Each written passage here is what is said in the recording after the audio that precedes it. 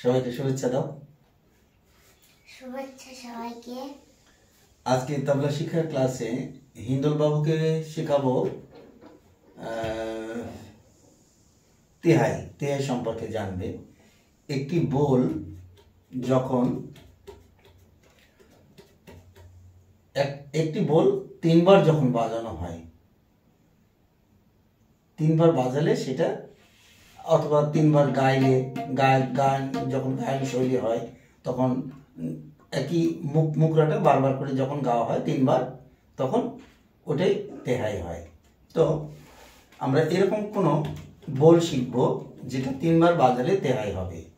যেমন যে ধা ধা তেরে কেটে ধা, ধা ধা তেরে কেটে ধা, ধা ধা তেরে কেটে ধা, আবার সময় চলে আসবে।